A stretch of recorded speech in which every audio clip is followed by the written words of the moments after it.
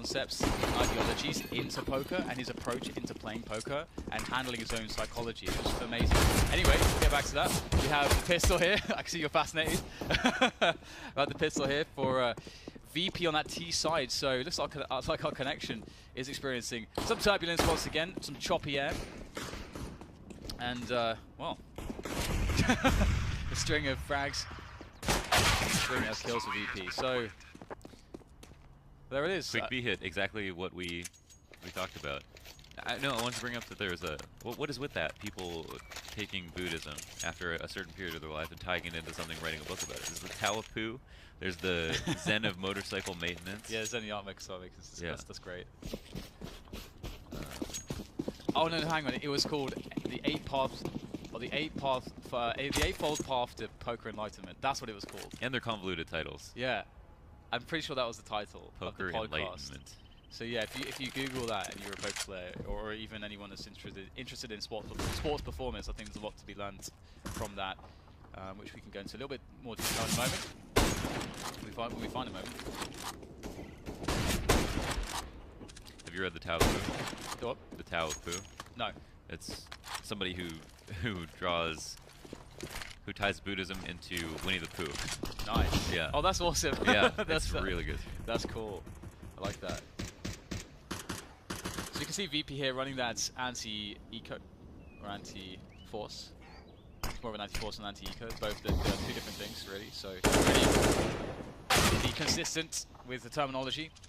Chris able to get a stunning shot there, and we get Oscar creeping here. Finds the back of Snags, but he can't actually connect the shots that he wants. So they can just run past him into the side. Oscar did find the kill into Bialy though. Maybe this can work for Mousesports. Robs is in a precarious position, sitting in the smoke, trying desperately to evade death, but they will find him. Oscar with a laboured spray, and the help of Sunny will pick up the frag there as VP get the bomb plant. Taz and Snacks weak. Plenty of time here for the defuse, despite the lack of kits. Snacks is just out in the open. Uh-oh. Oh, the nade comes out at the wrong timing.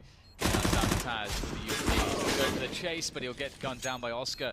Brilliant round from Mousesports, and again, this is exactly what happened on the last map, on the first rounds. Not like this. It was actually worse on train, to be fair, but still. Yeah, it was like one player worse on train, but they still recover these guns. They even picked up an AK, good guns. They will drop two, hang on to what they have. Virtus Pro don't even have a good, they don't have a good reason to buy because they got the bomb down. They can plant next round. They also know that Virtus Mousesports saved a lot, so they're not even gonna be broke if they win this.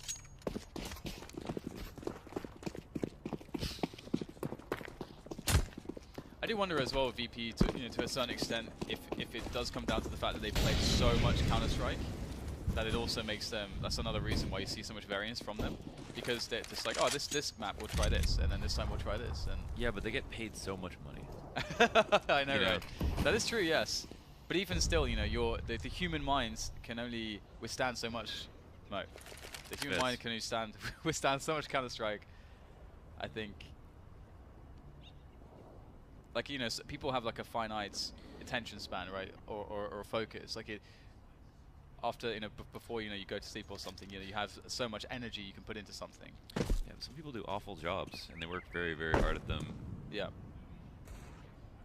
And some people have inherently incredible work ethic that is something that goes completely beyond any sort of environmental conditioning. Yeah, especially like culturally, we don't have much work ethic conditioned into us culturally. Yeah, my mom's work ethic just blows me away. Yeah. Yeah, I'm sure we all have someone like that in our lives. Just, why do you work so hard? Why? Yeah. No, it's not. Every small thing. It's amazing. It's amazing. It's inspiring. It is inspiring. That certainly also plays a factor. Yeah. It makes you wonder what inspires them. Actually, you're so inspired by their work ethic. You're like, this person's already the perfect human. What do they aspire to? Yeah. So Mousesports, with a brilliant start, able to keep pretty much everybody alive, more or less, in that last round. And VP finally are able to put some pressure on. Now the AKs come into play, and Mousesports, they're going to stick to scout the UMP, which I think is the great choice. Kind of a bonus round here for Mousesports. 2-1. Olaf Smoke comes out after a Molotov. I think that will continue to feed into the fear of Mouse that there is going to be some type of execute to come. Some nades will be thrown early in response. Baits the smoke and an HE. That's something. But the HE actually also does damage, so you got some value out of it. And it's a minute 20 with all these nades being pulled. Virtus Pro down to 3 smokes. Mousesports have done a great job of hanging on to their utility. So we'll see. I think Virtus Pro might be forced to execute through a smoke, which would not be the ideal situation, especially versus long B control.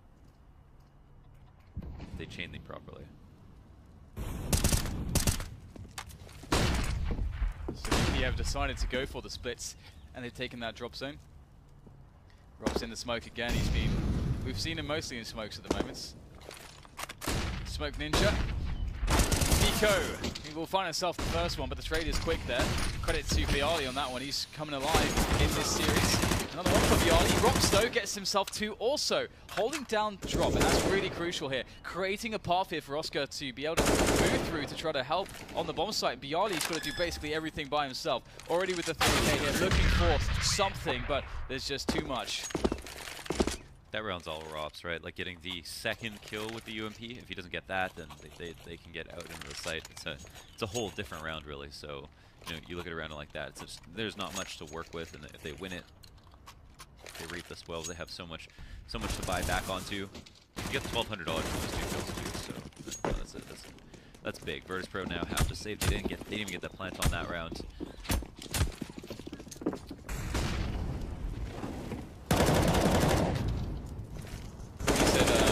Said it was like a bonus round for Mousesports.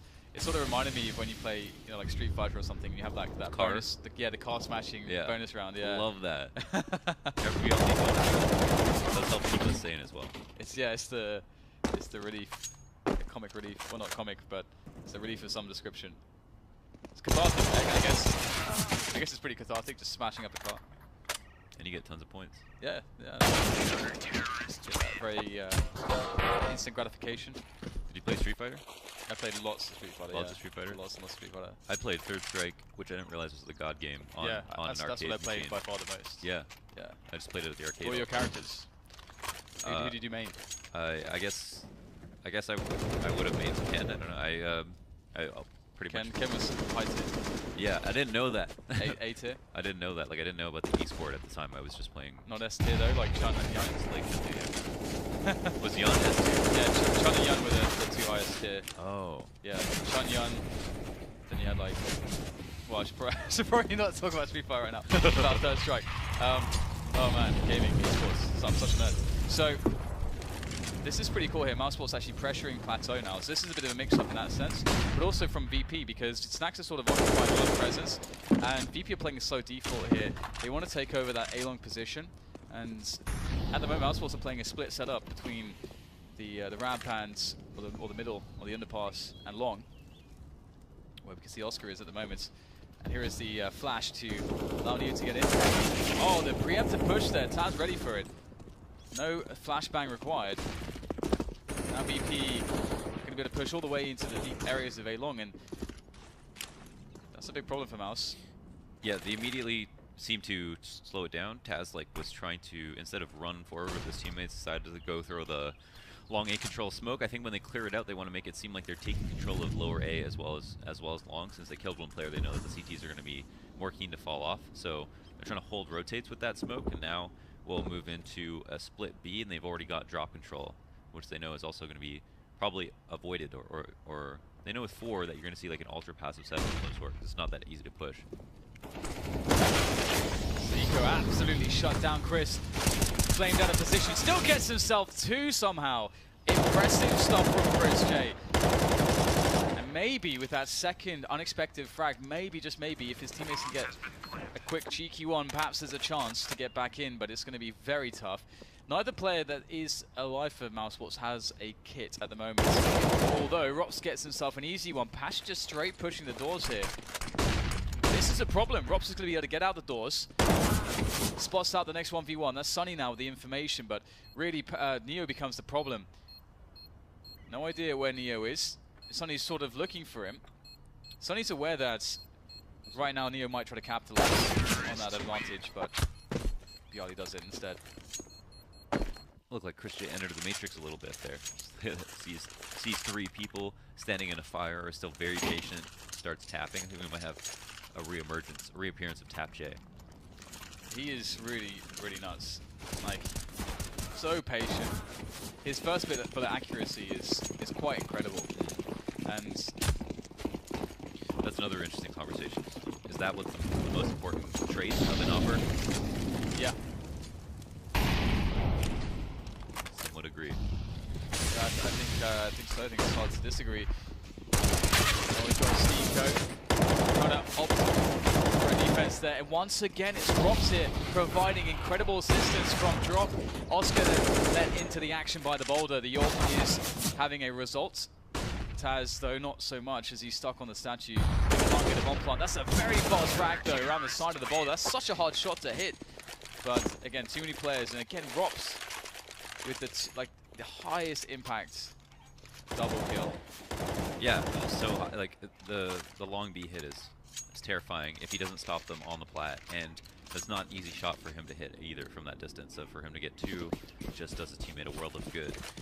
And VP once again on a save, Pasha up or CZ, the pocket op, and Cap Armor is by himself at B.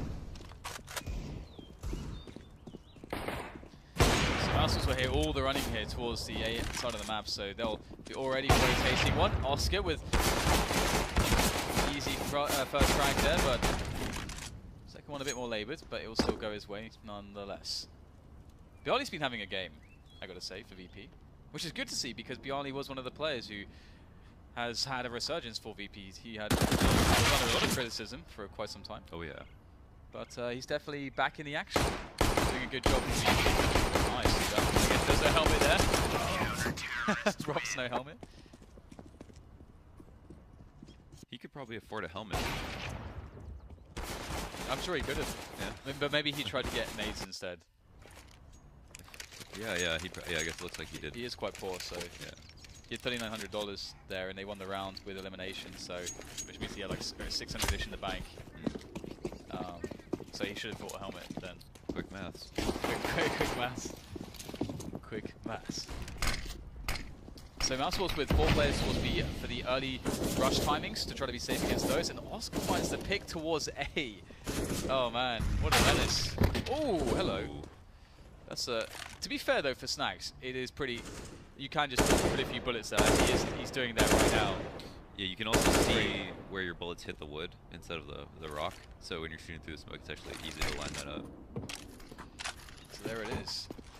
Rops with an ambitious peak, punished by diligence from Snags. Steeko.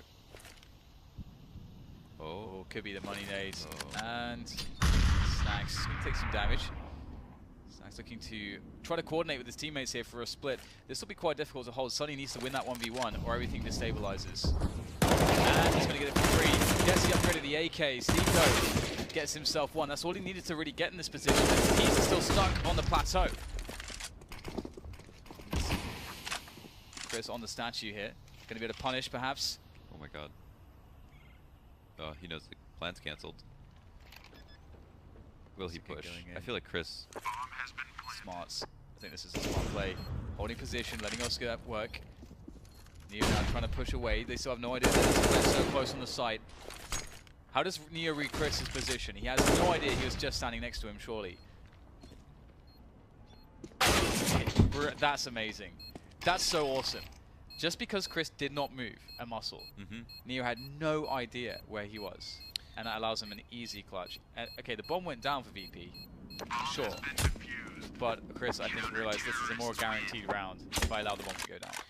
It's like a 1 of 3 play situation, and the rectangle is so big, but it's so easy to get to avoid your opponent if you're on the other side of it, that, you know, with a 10-second plant in mind, he's thinking, okay, I can walk the entire way, and I might get the opportunity to see him for half a second or a second, and he won't know to run away from me. So I'm going to use that, and if I don't get away with that, I might not be able to defuse the bomb But if I start running now, he's going to maybe be able to play this game and avoid me for the entire time.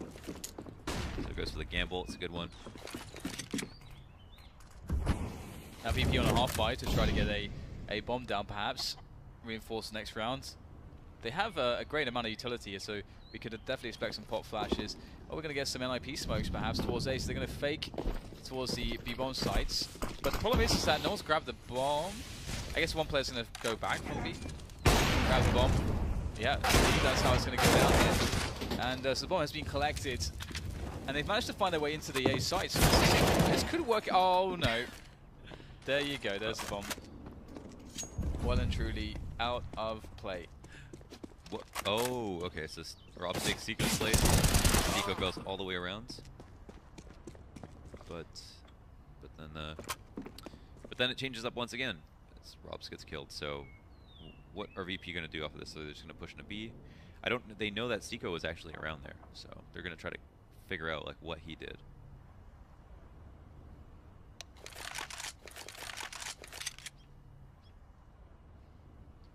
Seconds for that plot, and Chris is sitting by the drop area. Will he spot the cross? Oh, the timing might work out. Oh, hello, there we go. Chris will spot him out, and with the M4 he will strike true. The HE will do so as well though, and that does leave things down to Seiko, but Seiko's going to get this window of opportunity for movement here as the bomb was going down. That's perfect for Mousesports, and 8 rounds for them now. I think that was the last known situation where Neil kind of planted the bomb in an awkward spot. It was kind of for door and for long B. Like, I feel like if you came out of either choke point, you'd be able to see him. So, but it seemed like he was committing to the side because he was worried that Seiko was still in the big flank and he had just delayed it for some reason. And I think it's like a last scene kind of moment where you're not going to expect this rotate of the 3 possible, or you're going to expect this one the latest. But it's time for VP to get their act together. They are down 6 rounds. It's not the best. I mean, you can't really play off of 2 rounds very effectively. You need to get to at least 5 or 6, and that is possible. Still, but will they be able to achieve it? Achieve such an end? A slow round from VP. Mousesports with a 2-man setup towards mid. Imagine Oscar was looking for those picks. Picks him up. Interesting. Why Mike just randomly cut up, but it's back. That's very strange. It's a weird sentence, Dan. That's I don't know how that came out, but Mike's back. I'm back.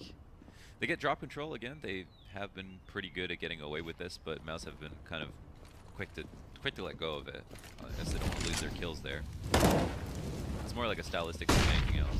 Seiko has been a brave man fighting long B over and over again. Yeah, he has. He's been taking one for the team. Playing hard position, Rops with the 2K that he's gotten almost every time. Very Rops gets 2K sprayed down on rifle round from E-Box. Boom.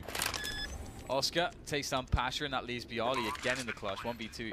You would want him to be the man, though. He's been, of everybody, the most consistent. That's for the kill. Bialy, excellent damage done. He was blind. How does Sunny deal with this situation? Oh my god! Sunny dropping Bialy in the flames, cremated. Damn, I feel like Bialy was on fire in that moment, and Sunny still stopped him. Yeah, that was pretty nuts. Wow. And that's a pretty critical round as well if we consider where both teams are at this point. It is pretty nice. Obviously, the bomb plant now with the loss bonus will be $4,200 for VP, so the buyers will keep on coming. But Mousesports, they are not looking like they will be broken in that round. But their money is really bad. So this half has been Rob's getting a 2K like from that same position every single rifle round. Yeah, and sometimes VP have enough numbers. Like, they're not even doing stuff that badly. They get drop control, they get out long, and then Robs kills 2 of them going out long every single time. And if you consider like that, it's not like Robs is having like a crazy insane game. He's got 10 kills, but those kills he's had have been super high impact. And there's one. Can't get the second one. A very awkward position there. You can see it does seem like Robs has gone higher on his sensitivity lately. Someone else mentioned that. Yeah, me and James both saw that. It looked like he was his mouse was shaking a little bit more, so it looked like he had higher sensitivity. It looks less controlled, yeah. Seems to be a good look though. Sitting everything. Yeah, I'm sure if he changed it. Oh, this is interesting. They have the bomb, huh? Yeah. what an interesting situation. What just happened?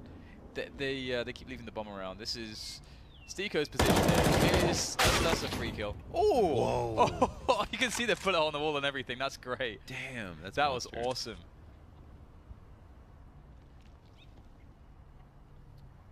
Pasha is the place juggernaut. your bets. Bet CT all. Me too. I do feel like Pasha, when he's on, he is like the juggernaut. Like I just feel like you had to give him, if he was one of the X-Men or whatever, he's the juggernaut, man. Oh, should he just be running away? 20 seconds, they gotta come to him. This is beautiful. You can just keep holding, angles. I would take the fight at long. Yeah, I would take the just fire a shot. Don't wanna.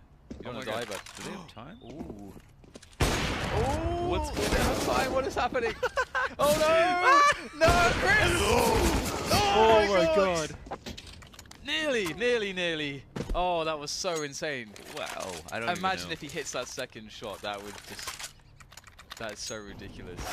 What I don't understand is why did he run towards? I think that he understood that they would go drop. Like he wanted to make sure that they couldn't go drop and then get to the plant. I think. So I think he read it correctly. But then they wanted to fight. So. Well, even if they wanted to go drop, right? Oh my god! Right then. What the hell do you do about that even? Just oh my god! What's going on? They have the bomb again. It was perfectly. Oh my god. I don't think I've ever seen just such forward aggression with USPs be so successful, and then just like having an AWPer be panicking so hard with USPs rushing him down in such a position that's so close to T-spawn. I don't even have a call for that position. Why would you? Why would you have a call for that? Whatever that spot is. Wow. I don't know. That's crazy.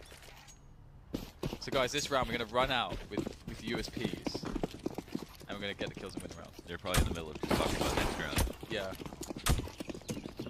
They must be laughing their asses off.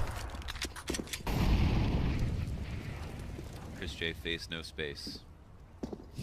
And talk that is a very tilting round. Not tilted. Like to lose a round like that is pretty tilting.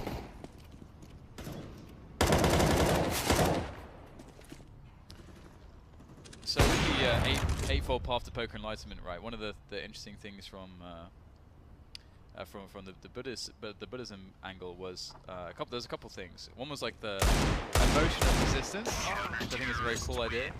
And the other thing, obviously, plays a lot into the outcome orientedness, which obviously ties into your happiness as a human being, right? Mm-hmm. But it's also how you look at your when you play a video game or poker, for example. Like with poker, everyone has like an intrinsic value that they attach to money.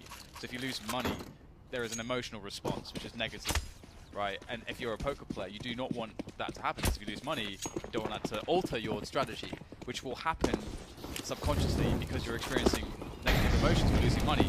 So then you're experiencing the resistance. So then you have like all these ideas tied together. Well, again, so are there good intuitive poker players then? I imagine there must be. I mean, they're kind of a slave to their experiences, but intuitive players are just, they have so many positive experiences, right? Yeah. They have the confidence. I mean, that's we could definitely discuss that, but again, it's never a good spot to really go into these really long discussions about poker, about psychology and so on. But whatever. We should be casting StarCraft. That's what we should. Yeah. I actually I tried to do become a soccer player once actually.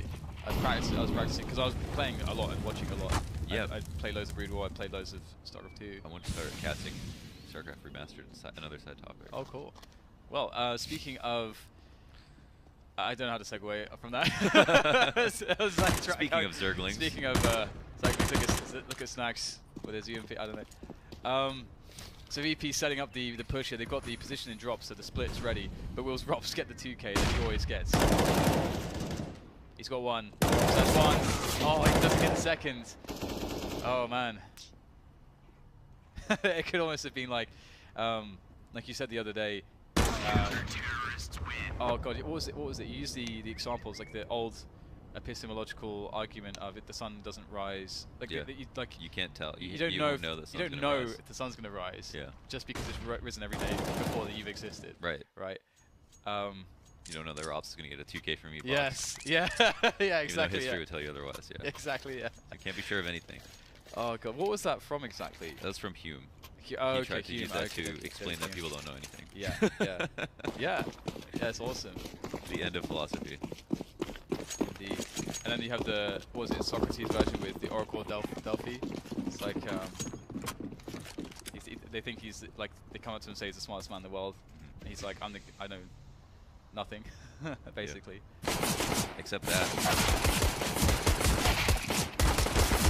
More VP looking to defend here. That plateau push is a split that's been attempted here by Mousesports, and it's been staggered really effectively by VP. VP doing a great job, but Rops and Oscar able to equalize the situation with these pistols of theirs.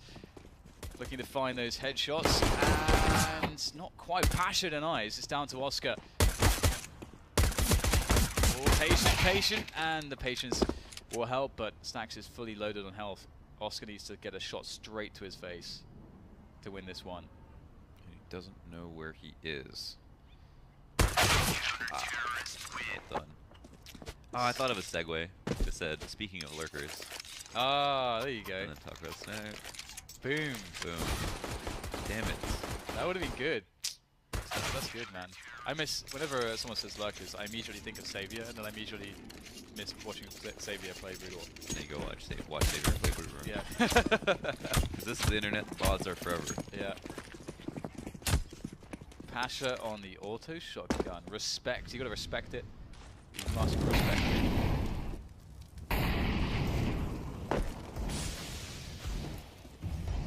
Oh, that could be a good nade. It's decent, 40 damage.